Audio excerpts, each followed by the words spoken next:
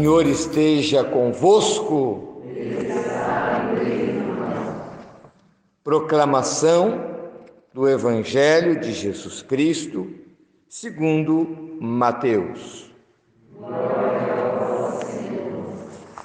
Naquele tempo, Jesus foi à região de Cesareia de Filipe e ali perguntou aos seus discípulos: quem dizem os homens ser o Filho do Homem? Eles responderam: alguns dizem que é João Batista, outros que é Elias, outros ainda que é Jeremias ou algum dos profetas. Então Jesus lhes perguntou: e vós, quem dizeis que eu sou? Simão Pedro respondeu: tu és o Messias, o Filho do Deus vivo.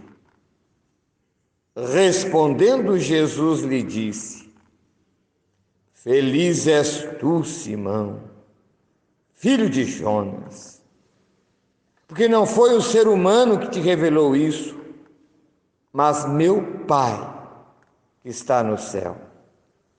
Por isso eu te digo que tu és Pedro, e sobre esta pedra construirei a minha igreja, e o poder do inferno nunca poderá vencê-la. Eu te darei as chaves do reino dos céus. Tudo que tu ligares na terra será ligado nos céus. Tudo que tu desligares na terra será desligado nos céus. Palavra da salvação. Glória a vós, Senhor. Caríssimos irmãos, caríssimas irmãs, escutamos a palavra nesta solenidade, queremos nos alimentar dela. Cada Eucaristia nós entramos em comunhão, não só com Deus, mas também com a Igreja. Gosto de pensar nos domingos, principalmente. Quantas pessoas indo às igrejas, às vezes até longas distâncias, para santificar o dia do Senhor, para vivenciar bem o domingo, dia do Senhor, dia da igreja, para celebrar o mistério pascal de nosso Senhor, de nosso Salvador Jesus Cristo, celebrar sua morte e ressurreição. Conforme diz o catecismo, o sacrifício eucarístico é o mesmo sacrifício do Calvário. Portanto, celebramos a nossa salvação, a paixão, morte e ressurreição em cada Eucaristia. O catecismo diz também que todos os acontecimentos ficaram como que engolidos pelo tempo, no passado, mas o mistério pascal é sempre atual, abraça todas as pessoas em todos os tempos. Hoje celebramos a solenidade de São Pedro e São Paulo e vemos nesse Evangelho essa pergunta, um momento que os apóstolos são convidados a refletirem e confrontarem com a identidade de Jesus. Para vós, quem eu sou? E Pedro, em nome do colégio apostólico, tu és o Cristo, o Filho do Deus vivo. A fé de Pedro, fé da igreja. E é significativo que no contexto dessa profissão de fé de Pedro, Jesus fala da sua missão ímpar. Sobre esta pedra edificarei a minha igreja. O próprio nome Pedro, tu és Pedro, significa pedra. Seu nome é Simão, mas Jesus chamou Pedro, que significa rocha. Então, é inegável o ministério específico de Pedro no colégio apostólico. Mas também, por desígnio de Deus, ele vai associar aquele que era um grande perseguidor da igreja, como ele mesmo assume isso. Eu era perseguidor. Vai associar a missão dos apóstolos Saulo de Tarso, aquela experiência maravilhosa em que ele caminhava para Damasco com o propósito de devastar e perseguir os cristãos que frequentavam as sinagogas de Damasco. E aí o ressuscitado lhe aparece no caminho e ele cai por terra e se erguerá um homem novo, de perseguidor a apóstolo. Veja o poder de Deus, o que Ele pode fazer na vida de uma pessoa, a transformação.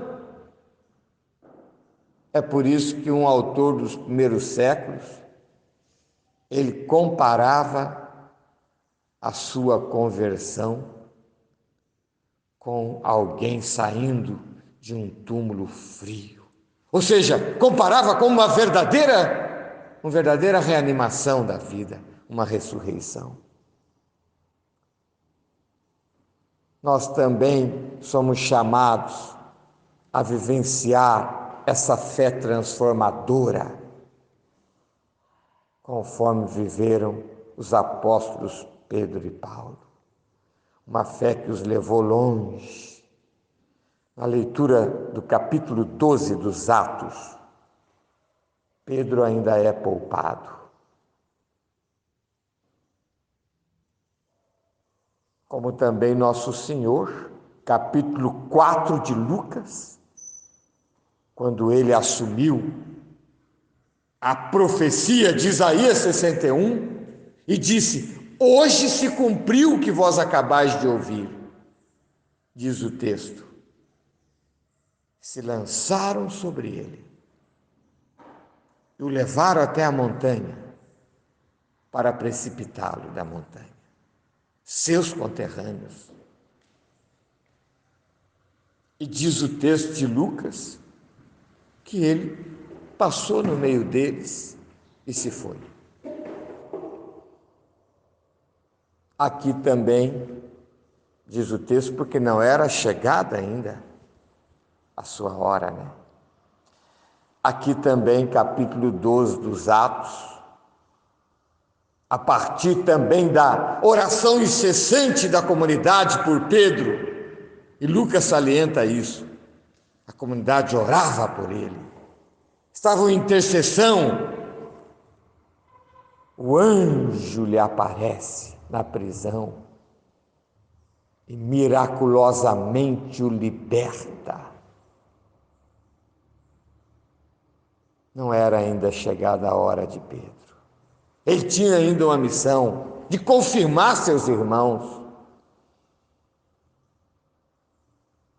Já a leitura de Timóteo, chamada como que Testamento de Paulo, Paulo vai dizer: combati o bom combate, mas chegou a hora. Estou pronto para ser oferecido em libação. Ele sente aproximar-se a hora do seu martírio. De fato, ambos serão martirizados em Roma, ali pelo ano 60 e poucos da era cristã. E o sangue desses apóstolos será, como todos os mártires, semente de cristãos. Nós vivenciamos essa herança da fé dos apóstolos, de São Pedro, de São Paulo, dos outros apóstolos. É por isso que se diz Igreja Católica Apostólica, romana pela sede em Roma, apostólica por causa dessa herança da fé que vem desde os apóstolos, aqueles operários da primeira hora. Estamos no início do terceiro milênio. São João Paulo II, na virada do milênio, escreveu uma carta chamada Novo Milênio Ineunte. No início do novo milênio. E nessa carta ele diz que nós somos chamados, nesse início do novo milênio, a espelharmos numa nuvem de testemunhas que são os mártires. Aqueles que derramaram seu sangue pela causa de Cristo. Cada cristão deveria estar disposto mesmo a dar a vida pelo seu Senhor, pela fé. E não faltam hoje pessoas em certas regiões do mundo que chegam mesmo a dar suas vidas. Em 2017, participei em Roma de uma vigília com o Papa Francisco. E ele dizia, na colocação que nos fez, lá no ciclo máximo, um local que, segundo a tradição, foram martirizados muitas pessoas ali. Por mais difícil que seja seguir tua